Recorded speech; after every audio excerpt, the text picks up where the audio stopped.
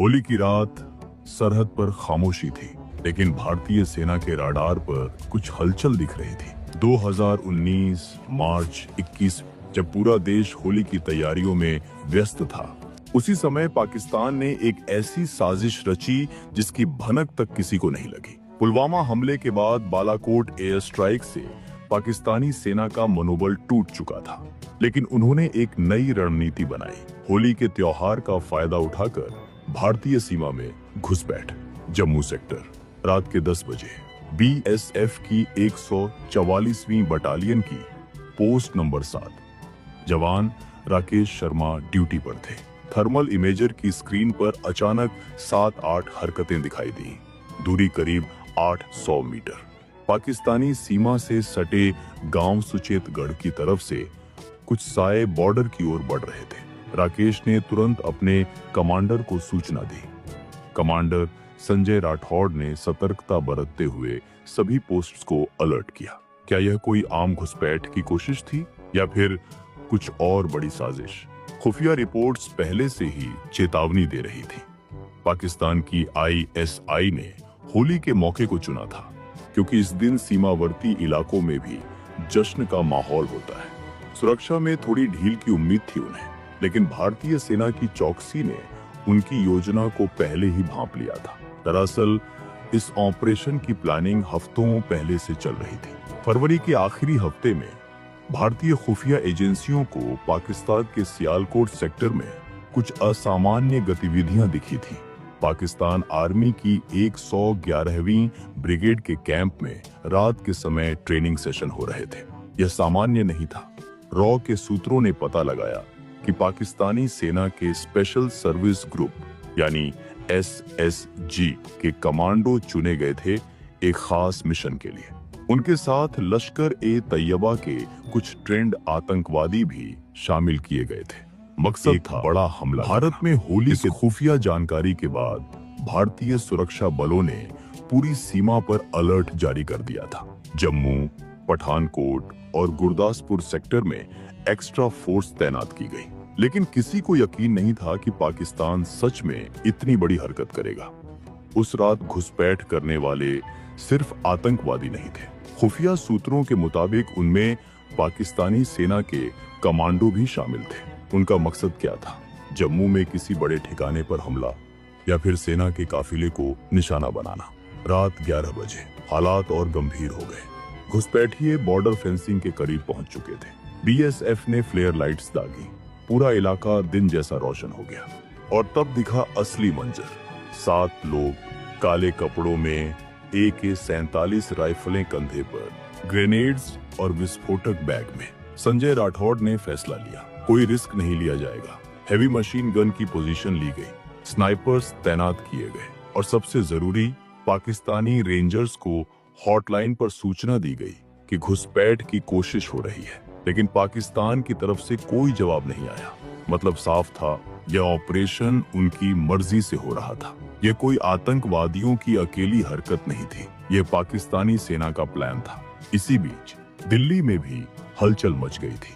NSA Ajit Doval को तुरंत सूचित किया गया। प्रधानमंत्री कार्यालय को भी अपडेट दिया गया। सबको पता था कि अगर यह घुसपैठ सफल हो गई तो पुलवामा जैसी या उससे भी बड़ी घटना हो सकती है। रात 11:45 बजे घुसपैठिए फेंसिंग काटने की कोशिश करने लगे। बीएसएफ ने पहले चेतावनी दी, फिर हवाई फायरिंग की, लेकिन वे नहीं रुके।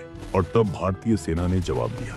गोलियों की आवाज रात की खामोशी को चीरती चली गई। करीब 15 मिनट तक मुठभेड़ जारी रही। पाकिस्तानी घुसपैठियों ने भी जवाबी फायरिंग की, लेकिन भारतीय सेना की सटीक निशानेबाजी के आगे वे टिक नहीं पाए। इस मुठभेड़ में बीएसएफ के जवान विकास कुमार ने खुद को खतरे में डालकर अपने साथियों को बचाया। जब एक ग्रेनेड उनकी तरफ फेंका गया तो उन्होंने तुरंत अपनी टीम को पीछे हटने का इशारा किया और खुद कवर लेकर रिटर्न फायर किया। जब धुआं साफ हुआ तो 3 शव बॉर्डर के इस तरफ पड़े थे, बाकी वापस भाग गए। शवों के पास से मिला सामान चौंकाने वाला था। पाकिस्तानी सेना के मार्किंग वाली राइफलें, पाकिस्तानी करेंसी और सबसे खतरनाक एक मैप जिस पर जम्मू के 3 बड़े लोकेशन मार्क थे। यह मैप बेहद खुलासा करने वाला था। पहला निशाना था जम्मू का बस स्टैंड, जहां होली के अगले दिन हजारों लोग इकट्ठा होने वाले थे। दूसरा निशाना था रघुनाथ मंदिर, जहां होली के दिन विशेष पूजा होती है। और तीसरा निशाना था जम्मू पठानकोट हाईवे पर एक सेना का चेक पोस्ट। खुफिया विभाग ने तुरंत जांच शुरू की। मिली जानकारी से पता चला कि यह सिर्फ घुसपैठ की कोशिश नहीं थी, यह एक बड़े हमले की प्लानिंग का हिस्सा था। पुलवामा और बालाकोट के बाद पाकिस्तान बदला लेना चाहता था। होली के दिन भारत में कहीं बड़ा हमला करके अंतर्राष्ट्रीय स्तर पर भारत को बदनाम करना था उनका मकसद। शवों की पहचान में कुछ दिन लगे।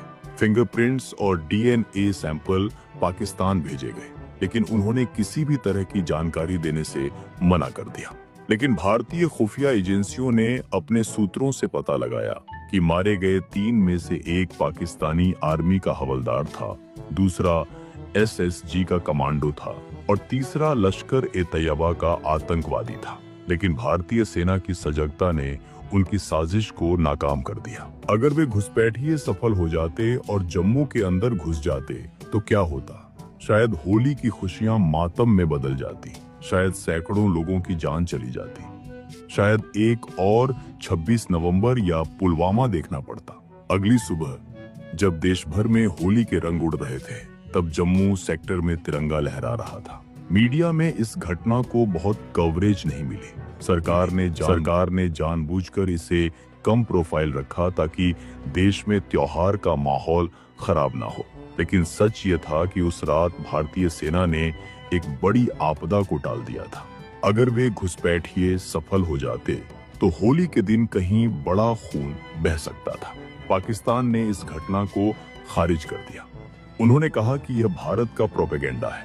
उनके विदेश मंत्रालय ने बयान जारी किया कि भारत झूठे आरोप लगा रहा है, लेकिन सबूत साफ थे। शवों पर पाकिस्तानी सेना की पहचान, उनके पास मिला सामान और सबसे बड़ा सबूत पाकिस्तानी रेंजर्स की चुप्पी। यह पहली बार नहीं था जब पाकिस्तान ने भारतीय त्योहारों को निशाना बनाया हो। 2008 में दिवाली के समय मुंबई हमला हुआ था। 2016 में पठानकोट एयरबेस पर हमला नए साल के ठीक बाद हुआ था। 2019 में पुलवामा हमला वैलेंटाइन डे के एक दिन पहले हुआ था। हर बड़े मौके पर उनकी कोशिश रही है कि भारत में आतंक फैलाया जाए, लेकिन हर बार भारतीय सेना ने उनकी नापाक योजनाओं को धूल चटा दी है। चाहे वह 1999 का कारगिल हो, 2001 का संसद हमला हो या 2016 का उरी अटैक हो, हर बार जवाब दिया गया है।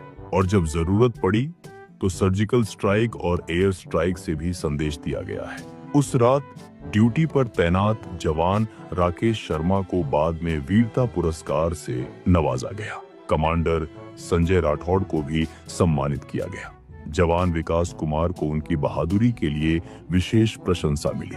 लेकिन असली सम्मान तो पूरी BSF टीम को मिलना चाहिए था, जिन्होंने उस रात अपनी जान की परवाह किए बिना देश की रक्षा की।